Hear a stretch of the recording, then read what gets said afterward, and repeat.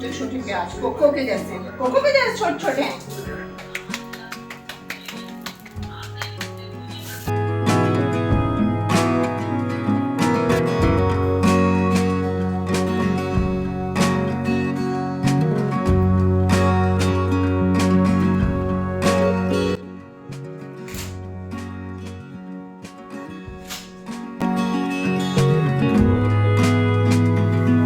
Hello my YouTube family, कैसे हैं आप सभी। Welcome back to my new vlog. और मेरे इस व्लॉग की शुरुआत जो है शाम के समय से हो रही है। दिन है सोमवार का और बस यहाँ पर जो है वो शाम की दिया बत्ती ही कर रही थी मैं। और उस दिन हम डी मार्ट गए थे ना, वहाँ से मैं ये धूप लेकर आई थी, तो मैंने सोचा चलो इसे मैं जलाकर देखती हूँ। आज अगरबत्ती की जगह इसे ही जलाती हूँ। तो बस इसे जलाया ना, बहुत अच्छी खुशबू थी इसकी सच में। तो बस इसे जलाया मैंने और दिया मैंने जला दिया था, पाट भी लगा दिया था। उसके बाद बस आ गई हूँ मैं अपने काम करने के लिए किचन में। तो आपको याद होगा इससे पहले वाले ब्लॉग में मैंने दिखाया था कि मैंने ना साग बनाया था। तो साग जो था वो मैंने ना उसमें बनाया था चूल्हे में। तो साग बन चुका था, तो दोपहर को मैंने तड़का ही नहीं लगाया उसे, बस तड़का लगाने का बचा था। क्योंकि सुबह जो पत्ता गोभी की सब्जी बनाई थी ना, तो उसी के साथ सबने दोपहर को जो रोटी थी वो खा ली थी। क्योंकि सबको सब्जी इतनी अच्छी लगी ना, तो सब कहने लगे कि दोपहर को हम यही खा लेंगे, रात को साग कोको के निकाल जैसे लेना। छोटे छोटे हैं। तो बस कोको बड़ा यहाँ है। मैं साग के तड़के की तैयारी कर रही हूँ और साथ में कोको से भी बात कर रही थी। कोको क्योंकि पास पास में ही घूम रहा था, कोई मलाई भी खानी चीज़ है काटो ऐसा? छीलो तो कोको का ध्यान ना उसमें रहता है कि मम्मा क्या काट रही है या मुझे भी दे दे। तो प्याज काट रही थी, तो वही उससे पूछ रही थी क्या तू प्याज खाएगा करके। फिर मक्खन खाएगा, मलाई खाएगा, हर चीज़ में उससे पूछ रही थी तू क्या खाएगा। तो बस यहाँ पर जो प्याज काटने हैं, प्याज़ों को ना छिलके मैंने धो लिया है और बस कट कर रही हूँ मैं यहाँ पे प्याज़ों को। और प्याज कट कर लूँगी। लहसुन जो रहते हैं वो हमेशा ना मैं छिलके खाली समय जैसे मुझे जब मिलता है ना, तो मैं उसे छिलके ना फ्रिज में डब्बी में स्टोर करके रख लेती हूँ। उससे ना बहुत आसानी होती है काम करने में। क्योंकि जब अपन कोई जल्दबाजी में काम करते हैं ना, तो अपनी काफ़ी हेल्प हो जाती है। तो लहसुन मेरा छिला हुआ पड़ा था, तो वो मैं निकाल के ले आई थी। और 2-3 हरी मिर्ची ले ली थी, थोड़ा सा अदरक छिल लिया था और उन्हें कूट लिया है। क्योंकि ना अगर कट करके डालो तो बच्चे खाने को नहीं करते। और कुछ हरी मिर्च जो थी वो मैंने साग में ही बॉईल कर ली थी। और क्योंकि साग में अगर अपन बॉईल करते हैं ना, तो उसकी जो कड़वाहट थोड़ी सी कम हो जाती है। इसमें लाल मिर्ची तो जाती नहीं है सरसों के साग में। तो इस वजह से ना मतलब जो हरी मिर्ची ना 2 मैंने उसमें कूट ली थी। तो साग में मतलब मैं क्या क्या डालती हूँ, जैसे पालक डालती हूँ, सरसों डालती हूँ, थोड़ी सी मेथी डालती हूँ, मूली के पत्ते डालती हूँ। फिर उनको मतलब कट करके ना बॉईल कर लेती हूँ उसमें मिर्ची डाल के, हरी मिर्ची, और थोड़ा सा नमक डाल देती हूँ। फिर आटा डाल के घोट लेती हूँ। जब वो पक जाता है तो बस अब इसकी तड़के की ही तैयारी चल रही है। तो बस अब यहाँ पे मिक्सी शरण ने निकाल दी थी और टमाटर जो है वो मैं पीस लूँगी। और अदरक लहसुन इसलिए कूट के डालती हूँ क्योंकि बच्चे खाने को नहीं करते हैं, उनके मुंह में जैसे लहसुन अदरक आता है ना, तो खाने को नहीं करते। और कूट के डाल दो तो उसका टेस्ट और भी ज़्यादा बढ़ जाता है। तो बस ये देखिए मिक्सी में मैंने उसे पीस लिया है टमाटर को, और तुरंत ही मैंने मिक्सी को संभाल भी दिया है।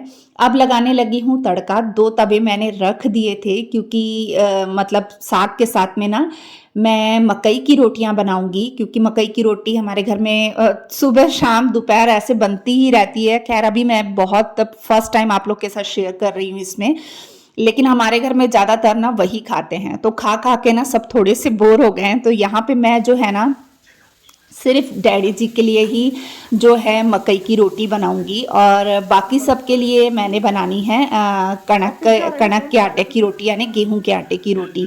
तो तड़का बस मैंने लगा लिया है तेल में, प्याज और वो भून लिया था मैंने, अदरक लहसुन की पेस्ट और मिर्ची। तो वो भूनने के बाद ना मतलब मैं लगाने लगी हूँ यहाँ पे आटा मकई का, और मकई का आटा लगा लूँगी और फिर इसके बाद में फिर मैं रोटियाँ बनाऊँगी।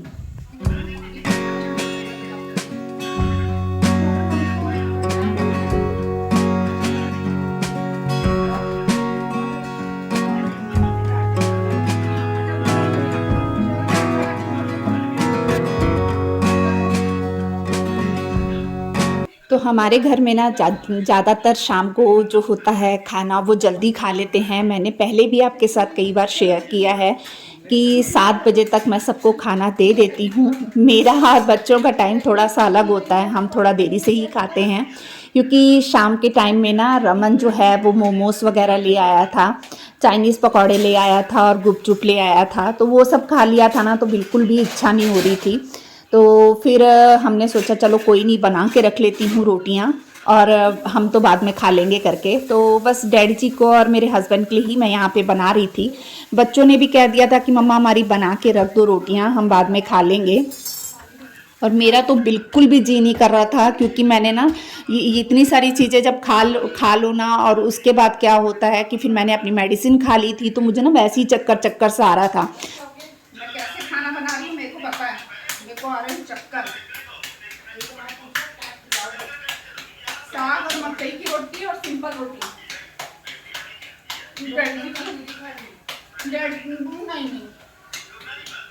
नहीं बनती है, नहीं ऐसी बनती है। दिमाग मत खराब कर, पानी लगा के बनाते हो। बना देना।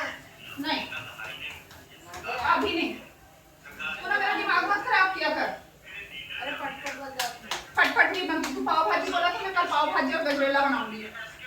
कल बनाओगे ना, बन जाएगा ना कल। मजाक हो गया मेरे साथ। नहीं होगा ना,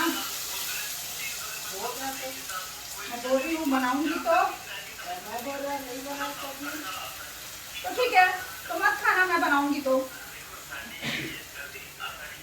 मैं एक बार बोल दी मैं बनाऊंगी तो मैं बनाऊंगी, समझा? और अगर बोल दी नहीं बनाऊंगी तो चाहे जो मर्जी हो जाए, नहीं बनाऊंगी। हाँ मेरा मूड कैंसिल हो जाता है तो फिर मैं नहीं बनाती। हाँ हाँ हाँ हाँ समझ रही हूँ तेरी भावनाओं को। मतलब शरण को रोटी खिला देगा।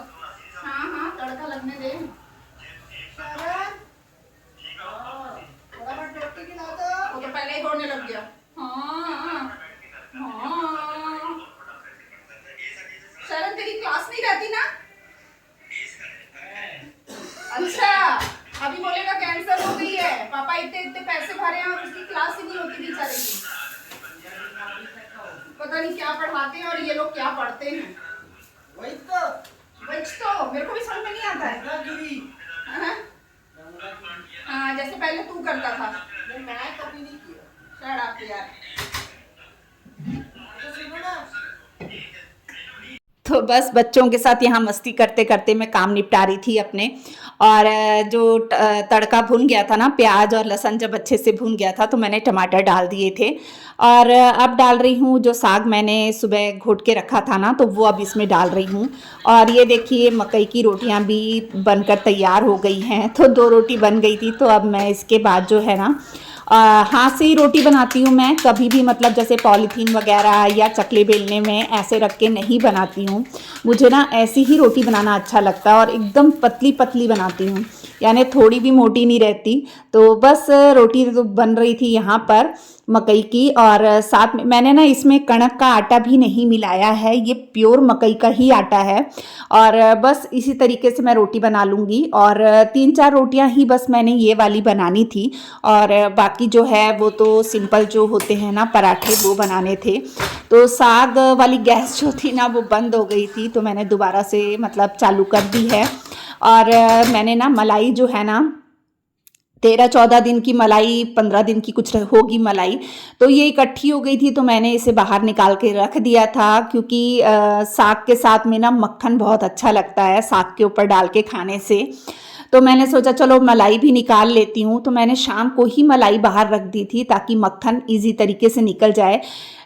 जैसे कि अभी ठंडी आ गई है, तो ठंडियों में ऐसी होता है ना कि मक्खन जल्दी निकलता नहीं है, तो थोड़ा उसे पहले बाहर निकाल के रखना पड़ता है फ्रिज से, तब जाके वो निकलता है। तो बस यहाँ पर मक्खन निकल चुका था। और इसके बाद ना मैंने इसे मतलब अलग से डूंगे में निकाल ले रही हूँ, और फिर मैं इसे 3 से 4 पानी धोऊंगी। और जो ये दूध बचा था ना, उसे मैंने ना बाहर डाल दिया था जानवरों के लिए, कि मतलब कोई भी जानवर आएगा, कोई डॉग हो चाहे काऊ हो, कोई भी आएगा तो वो उसे पी लेगा। और ये देखिए इतना मक्खन निकल गया है। और इसके बाद जो है हमारा थोड़ा सा सफाई अभियान चलेगा, क्योंकि मक्खन निकालने के बाद थोड़े बहुत दूध के छींटे जो थे वो पड़ ही जाते हैं। तो मेरा जो सफाई अभियान था वो मैंने कर लिया है। मूली धो के छिल ली थी मैंने, अब इसे मूली भी कट करके रख लूँगी। बाकी सब ने तो मना कर दिया था कि हम मूली नहीं खाएंगे, तो बस मैं यहाँ डैडी जी के लिए ही कट कर रही थी। और ये देखिए अब जो साग है ना वो अच्छे से गर्म हो चुका था, मतलब अच्छे से, मतलब तड़का लगाने के बाद जैसे मतलब ऑयल छोड़ देता है ना, इस तरीके से हो गया था। तो फिर मैंने उसमें ना खूब सारा मक्खन डाल दिया है, क्योंकि मक्खन के बगैर साग जो है वो अधूरा है। तो खूब सारा मक्खन डाल दिया है। और ये क्या होता है, घी मक्खन ये सब ठंडियों में ही खाने से ज़्यादा मतलब अपन को फ़ायदा करते हैं। तो बस मैंने यहाँ मक्खन डाल दिया और एक तरफ रोटियाँ भी बनती जा रही थी। अब बनाने लगी हूँ मैं पराठे। तो वही मैं रमन शरण को बोल रही थी अपने पापा से पूछ लो। पराठे खाएंगे कि रोटी खाएंगे? पापा से पूछ। जल्दी कुछ क्या ना।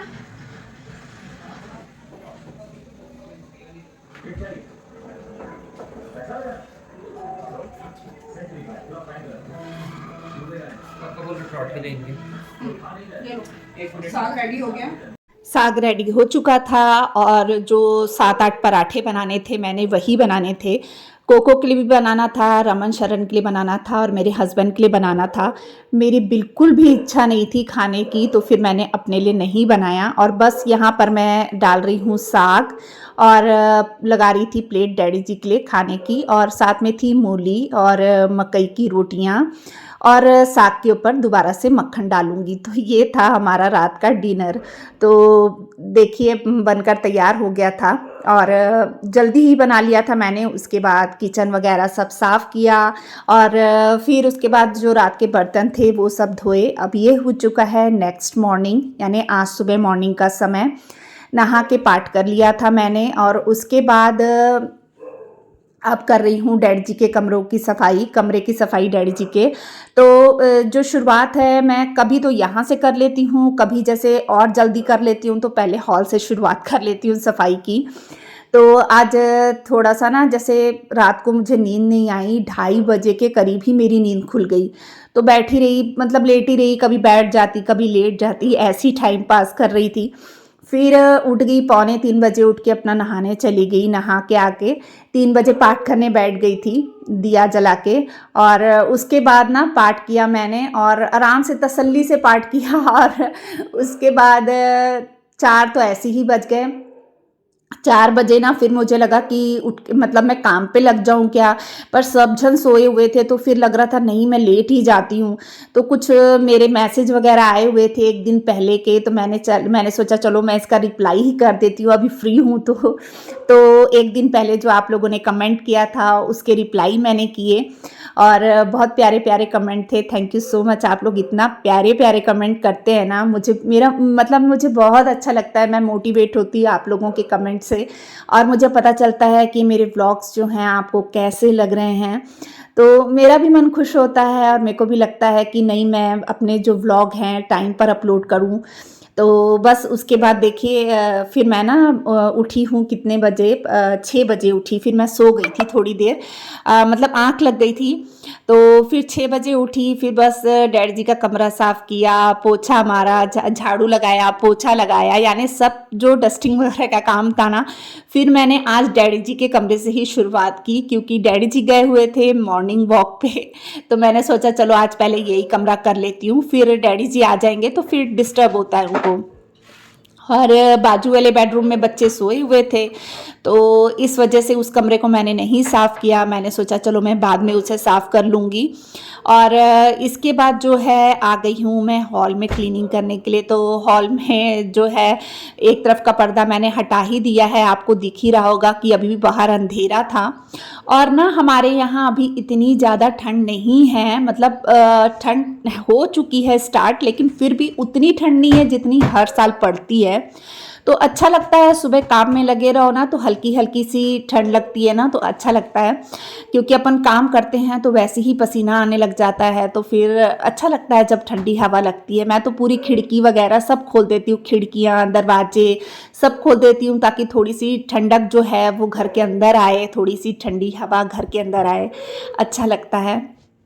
और ये देखिए यहाँ जो सेटी की चादर थी ना वो भी मैंने झाड़ के बिछा ली है। सोफ़े वगैरह जो साफ़ करने हैं वो भी मैं कर रही हूँ साथ साथ में। अब हटा रही हूँ पर्दे, और इसके पर्दे हटाने के बाद ना जो खिड़कियाँ हैं ना उसकी भी बन्नियों में कपड़ा मार दूँगी ताकि वो भी साफ़ हो जाए। और ये देखिए जाली वाली खिड़की लगा दे रही हूँ क्योंकि हमारे गार्डन में ना बहुत स्नेल है। अभी तो मैंने माली भैया को बोल के ना धनिया और साथ में मेथी लगवाई है, लेकिन स्नेल इतनी ज़्यादा है ना तो वो कोई भी चीज़ को रहने नहीं देती है, ख़राब कर देती है। तो इसीलिए ना मैं जाली लगा के रखती हूँ। मुझे स्नेल से बहुत अजीब लगता है स्नेल देख के, और है भी कोई छोटी छोटी नहीं, बहुत बड़ी बड़ी स्नेल है, किसी दिन मैं आपको दिखाऊंगी। तो बस यहाँ पे जाली वाली खिड़की मैंने लगा दी थी, सोफ़े वगैरह साफ़ कर लिए, यानी पूरा हॉल जो था मेरा साफ़ हो चुका था। और टीवी कैबिनेट वगैरह, डाइनिंग टेबल और इस बच्चों का स्टडी टेबल सब मैंने साफ़ कर लिया था।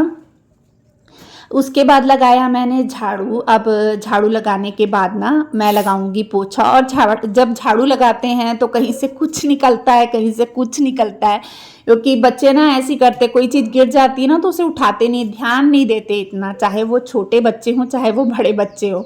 तो वही फिर यहाँ पे लगाया मैंने झाड़ू, और झाड़ू लगाने के बाद अब लगा लूँगी मैं पोछा।